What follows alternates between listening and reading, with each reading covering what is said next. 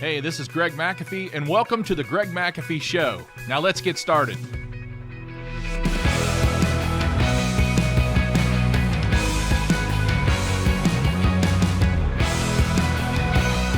Hey, welcome back to the Greg McAfee Show, where we discuss steps to successful entrepreneurship, how to take your business to new heights, and ultimately follow your dreams.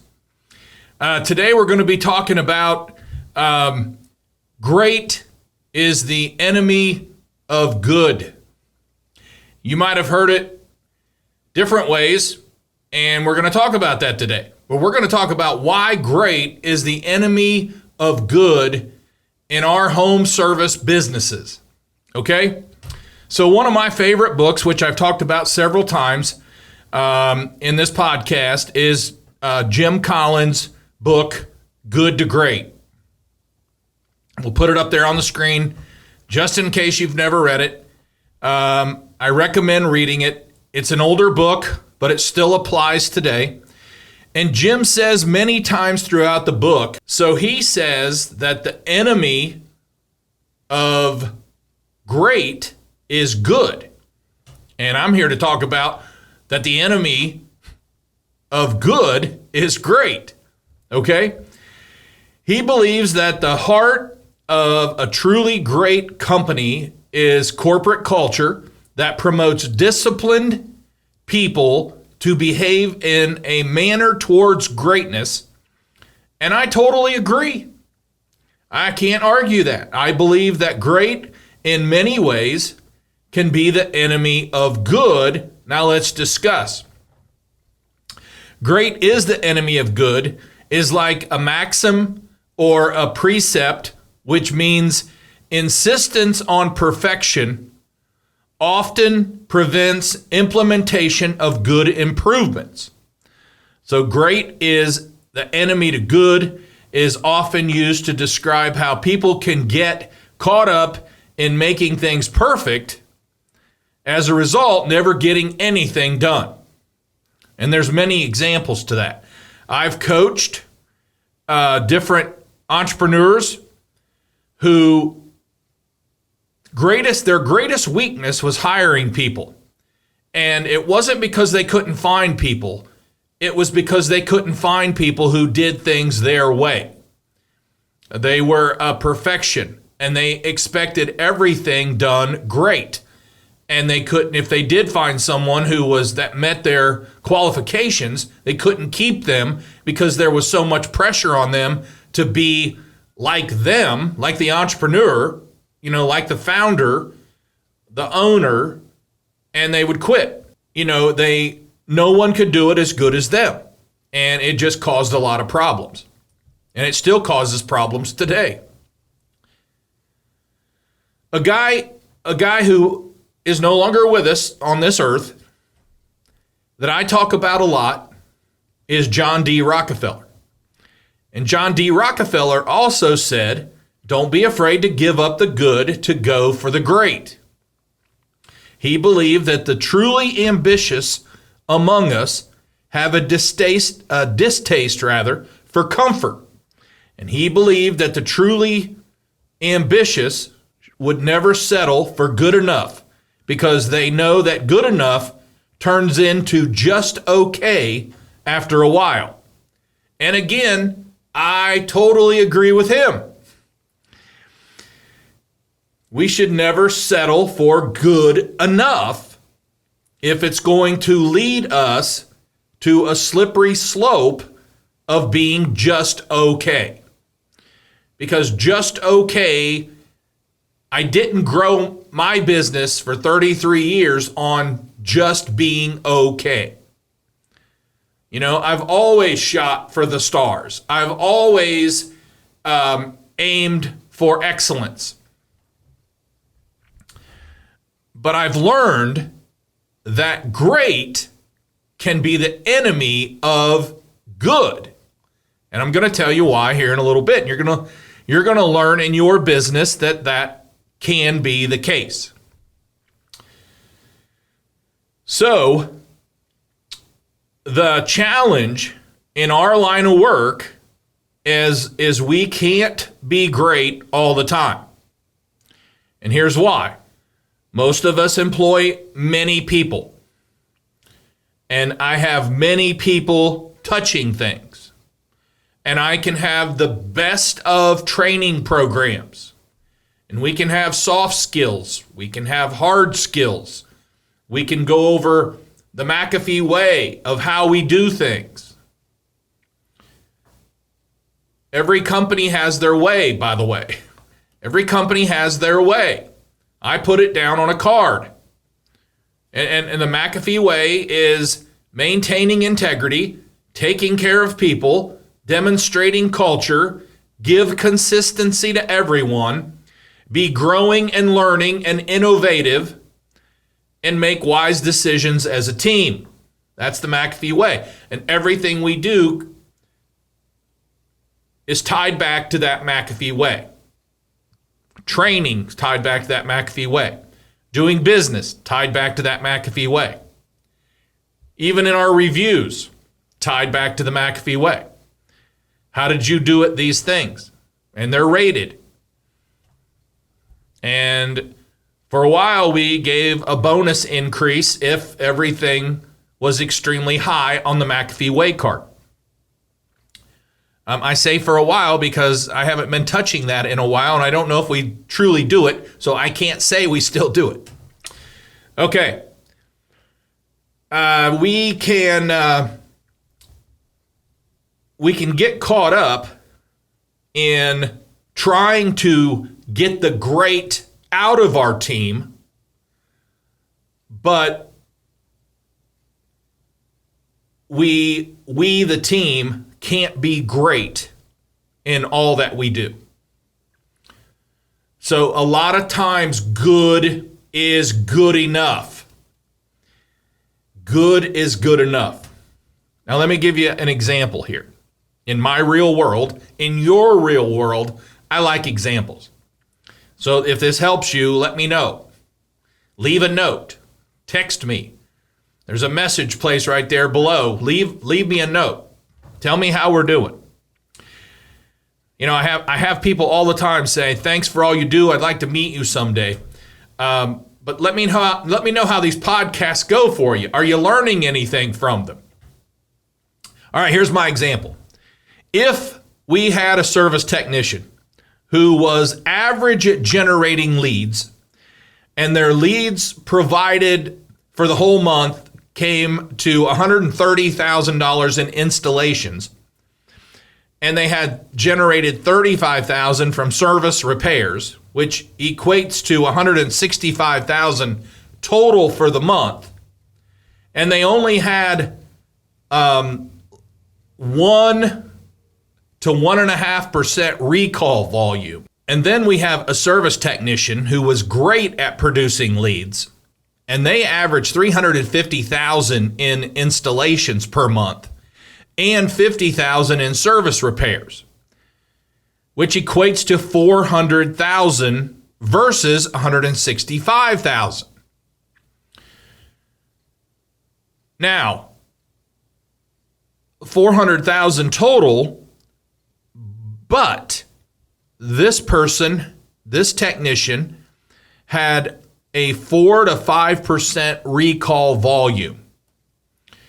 And some of the other technicians were getting upset because they had to, follow up on these recalls, and they had to fix things, and they were getting upset. And maybe one manager even said, this guy's got to go. Really? Okay. My answer is really? Because this guy's producing $400,000 compared to $165,000. I can afford, as the owner, to hire someone to just follow up on his 4 to 5% recalls. Now, do we like recalls? Absolutely not. We despise recalls just like you do. Recalls are very expensive. They don't make us look good and all those things. And yes, we have trained on what not to do and how to avoid a recall. But this person's strengths is providing leads. and this person's strengths are upselling on repairs. They're not ripping anyone off. They're doing what they are supposed to do, and they do a great job at it. But from time to time, they overlook some things, and it causes a recall. Good or great, 165,000, 1 to 1.5% recall volume. And I'll be honest with you, I never used to understand just how many recalls is allowed. I've visited many heating and air conditioning companies, some of the best in the United States, and you're always going to have recalls. Anytime there's a human involved, we're going to have recalls. And one of the people that I had on my first board of advisors said he was in the tool and die world. He was really good at putting systems in place, and that's why he was on my board. But he was in the manufacturing tool and die machine shop world where, recalls were down to the 0.00 something volume. In other words, his question was, if you owned an airline and you had 3% recall, you could have several plane accidents, plane crashes per day. So, and he's right. And that made us sharpen our pencil and sharpen our skills, rather, and get very serious about recalls. But recalls are still going to happen. Things are overlooked, and problems are not found, and things just happen. A circuit board is sporadic. It worked while we were there, and then that night, and when it dropped down to 0, it quit working. So a recall is a recall. How many you should have? The least amount possible. But I'm getting at, this individual was exceptionally did well in certain things like producing leads and producing more in-service repairs. He just had this one issue of higher recall. So if this individual worked for us, we would continue to work on the recalls. But we're also realizing his skill is in other areas. And would you fire him for too many recalls? And great may be the enemy to good here, because you can afford to pay someone to run his recalls as he generates 2.5 times the volume of revenue as the other technicians, as most of the other technicians. Here's another example. A CSR is great with customers, handles all the admin very well, and they take approximately 25 calls a day. And she sells approximately 10 agreements per month. And then you have another CSR who's great with customers, is not the best in admin. They need told to be organized often. And even when it's her time to file, it takes forever, and it's not always in the best order. However, she takes 50 calls, 2.5 times more per day, and sells 25 agreements, 2.5 times more per month. Who's good, who's great, and why? They're both good.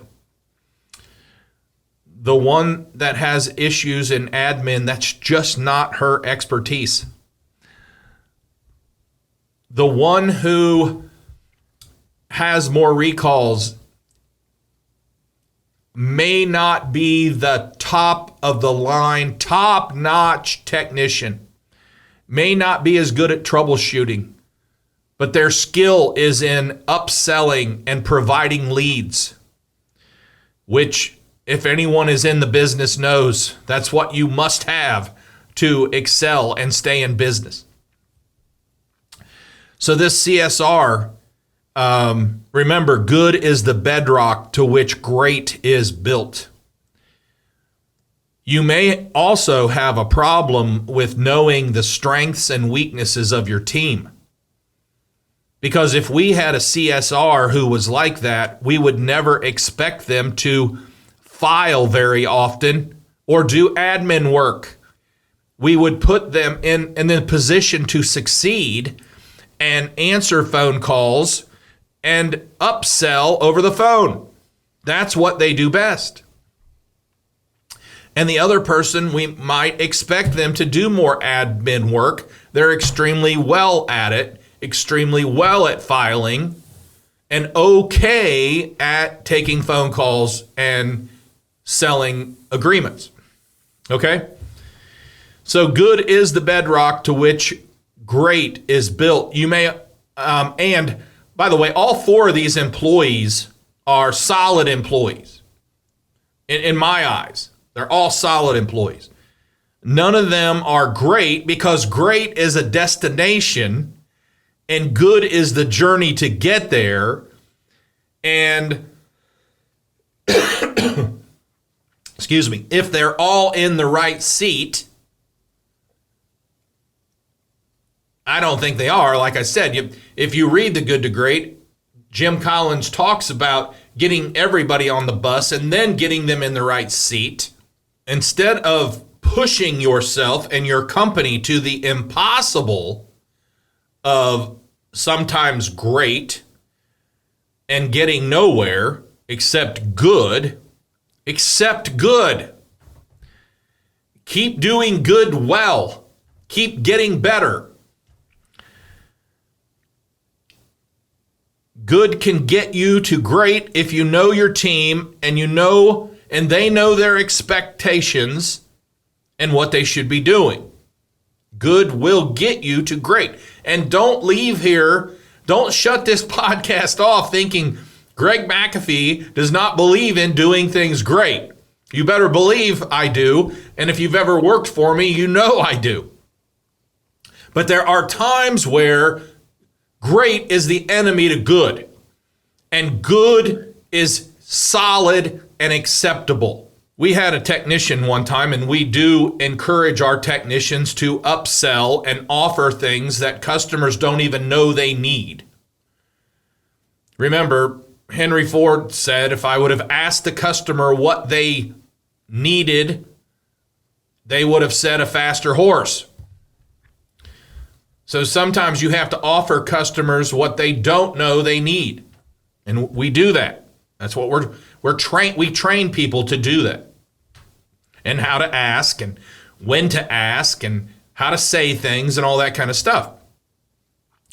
But we had a technician who decided he wasn't doing real good at that.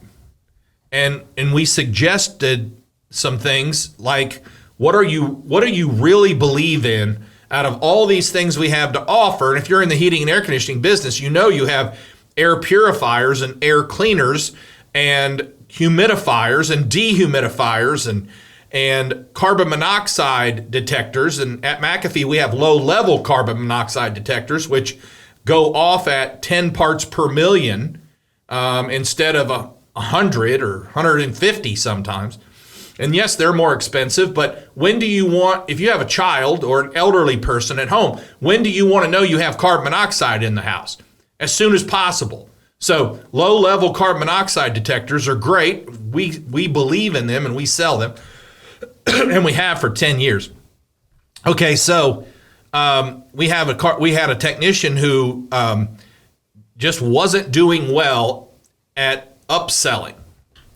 So we talked to him and we asked him, what do you truly believe in here? And he said, well, I'll be honest with you, I bought a low-level carbon monoxide detector. I have it in my house, and I truly believe in that. And then we said, let's focus on that.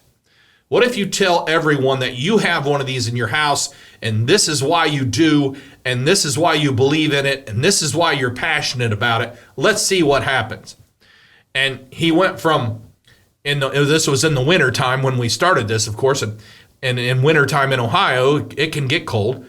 And so he started at selling 1, 2 a day, and then all of a sudden it led to 3 and 4 and 5 a day, which led to 20 to 35 a month.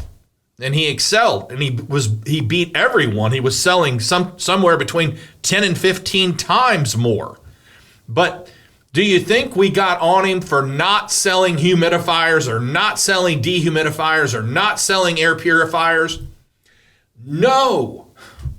I was involved in this, and I said, leave him alone. Let him focus on these low-level carbon monoxide detectors, and let him go for it. And don't throw anything else in the mix. And I look at that as, yeah, he would have been great if he would have upsold everything. But he was really, really, really good at selling low-level carbon monoxide detectors, and I did not want to lose that. And actually, I wanted others to see that and figure out how they can be good at it in something. So ever since then, we've always tried to say, find your niche. Find your niche and go for it. Believe in it. Be passionate about it. Offer it often, and then tell people why. Our first house we bought, and I've told this before, but we got married, we bought our first house, and we started McAfee all in the same year, 1990. And this is our 33rd year. We have sold the first house, but we are still married, and of course we're still in business. So I put a very high efficiency furnace and a very high air conditioner in my home after a couple years that I could afford to do so, even though I own my own company. And I put at the time, Honeywell electronic air cleaner was the thing. And I had a HEPA 600 HEPA Shield air purifier, what's it called? 99.9% HEPA air cleaner. And so what do you think I sold the most of? High efficiency, HEPA air cleaner, Honeywell electronic air cleaner. Why? Because I had one. I was passionate about it. If Greg McAfee put it in his own house, it's good enough for us. And that's what people would say. And that's what I sold. And I was passionate about it. I owned it. It was mine. That's why I sold. If we would have had another salesman at the time and they only sold 80% efficient and some high efficient and some electronic air cleaner, would that make them a bad salesperson? No. It would make them good. And the great came from my passion. So yeah, we push for great, but we know when to stop at good. You have people in place. They're not all going to be great. It would be degrading if you were only looking for great, because that's hard. You're looking for water walkers, and I only know of one who walked on water. Okay. So, also speaking of walking on water, speaking of biblical things, I believe in the Bible and I read it often. And if you want to look at Luke 10:38 through 42. Which we will put up there in a minute. But in this verse, we also see that Mary's example of choosing the best. Mary and Martha were sisters. Jesus came to visit them and have lunch with them at their house. And Martha was very busy serving guests, and she was certainly very good at what she did. However, Martha was in so much unrest, trying so hard to please Jesus and make a good impression, that she didn't realize at the moment that the best or the great thing to do was just to sit at Jesus' feet like her sister Mary did.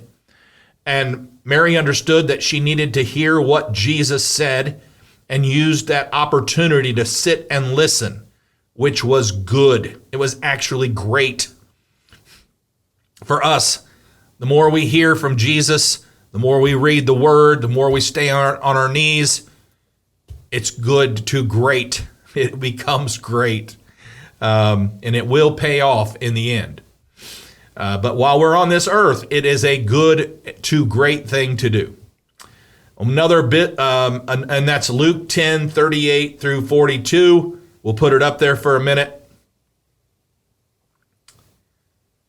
That's where you can find that at. Now, one more biblical example has to do with how I did something at the time with someone. But in Malachi 3:10, the ESV version, it says, "Bring the full tithe into the storehouse, that there may be food in my house, and thereby put me to the test." God says, it's the only place I know of in the Bible, God says, put me to the test. And if I will not open the windows of heaven for you and pour down for you a blessing until there is no more need, then basically he said, don't tithe. So a tithe is a tenth. You can find that in the Bible in different places, but a tithe means a tenth. So a tenth of your gross income is given as a tithe to the church. And no, the church doesn't need your money, but you need to give. That's my opinion.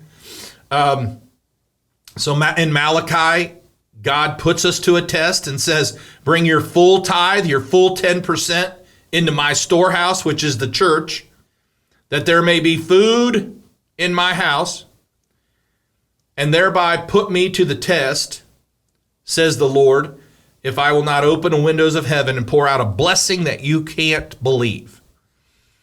And that's what the Bible says. I believe that because I did not believe in tithing at one time. When I became a Christian, God continued to work on me and show me, and I became fully involved, full believer in tithing, and I've never looked back. And I continue to tithe, both personal and business. And many years ago, I was meeting with a new Christian who was something like me, and as a new Christian, he didn't believe in the tithe, but he wanted to obey God, and he was in debt, and he had a lot of debt. And he was really concerned about paying 10%, that if he gave 10%, that he wouldn't have enough money to pay his debt and all that kind of stuff. Now, some people would have pushed him and said, the Bible says 10%, pay your 10%, trust God, and see what he can do. But as I was giving him counsel, I just felt led to do this. And I said, let me ask you this. Could you afford to tithe 5%? And he said, I really can't afford to tithe anything, but 5% is a lot easier for me than 10 right now. And I said, well, here's my challenge. Here's my test to you. Start giving 5%. And after 6 months, if things aren't getting better for you and you don't see a difference in your life, then just stop giving. But if you do see a difference in your life, your debts are still getting paid off, would you bump it up to 10%? And they said, I'll accept that challenge. And sure enough, things got better for them as they gave to God, because your whole life, your whole heart changes when you start giving. It just does something to you.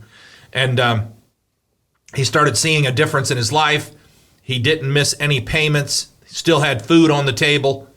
And sure enough, after 6 months, they bumped it up to 10%, and they never looked back. And they're full tithing 10%, and they believe in it, and they do it, and they tell other people about it. And that's good. But I could have easily said, you need to go for the best. It's biblical. Go for the best. But 5% is good. It's 5% more than you're giving right now. Try it for 6 months. If God doesn't bless you, quit giving.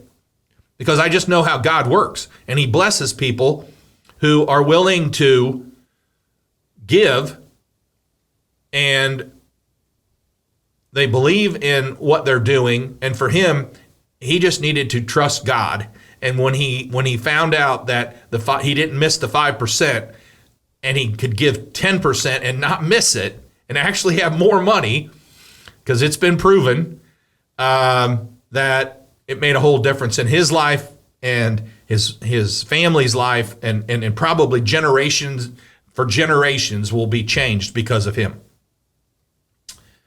Okay, wrapping it up here.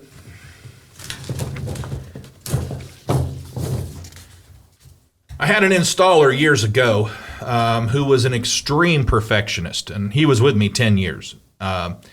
We trained him from scratch. I did. It was my first, 10 years in business. He was a great guy, and I liked him a lot, and he had very high standards, which I appreciated, and he liked nice things, and clean guy, just nice, orderly, good guy. And I understood that, but it also, after a while, when he ran his own crew, and a lot of guys would butt heads with him because he expected so much. He expected the great of everything. But then I started realizing it was taking him 2+ more hours per day to do a job than any other crew. Now, it looked nice. It looked extremely nice.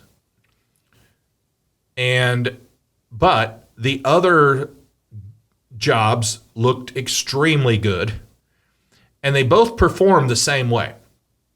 Performance-wise, same way. But when you figure paying 2 guys 2 more hours a job in a week's time, in a month's time, in a year's time, it really adds up. And I had to have a heart-to-heart talk with him, and there's some things that I did not expect him to do that he continued to do. And great costs too much sometimes, especially if the customer noticed 0 difference between jobs. I chose good, and he could not live with that, and he ended up leaving.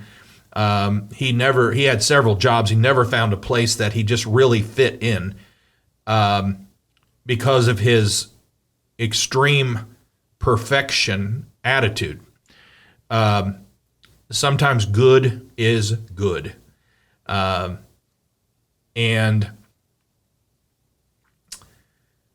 a person named Deep Patel used to write for Forbes magazine. He said this: effective work is about moving toward the desired destination and not necessarily about ensuring that nothing gets spilled or knocked over in the process. Mistakes will happen. The more people you have, the more mistakes happen in a day. We know that. Missteps will occur. It's momentum that matters, and ensuring that time is not wasted obsessing over the little things that won't end up moving the needle anyway. Wow. What a way to end. What a way to end. Great can be the enemy to good. Great holds a lot of people back. Great keeps people from making more money, hiring more people, growing their company, and everything else they do in life. Great causes divorces. It really does. The expectation of what is expected for a spouse sometimes causes divorces. It does. Okay. So I hope this helps you. I hope that you don't walk out of here going or leave this podcast thinking that I am not for excellence, because I'm all about excellence. But sometimes good is good enough, and I'm happy with it, and it does us well. I've learned the hard way. Okay. Before we wrap up, if you're watching on YouTube, don't forget to like and subscribe below. You can also support this podcast by rating and reviewing on iTunes or your preferred listening platform. Keep listening. I'll keep doing my best to challenge you. Don't forget to follow us on Instagram and Facebook at The Greg McAfee Show. No spaces, no underscores. Be sure to tune in next week, and we'll discuss another good business topic. Thanks for listening, and as always, carry on, and God bless. Have a great day.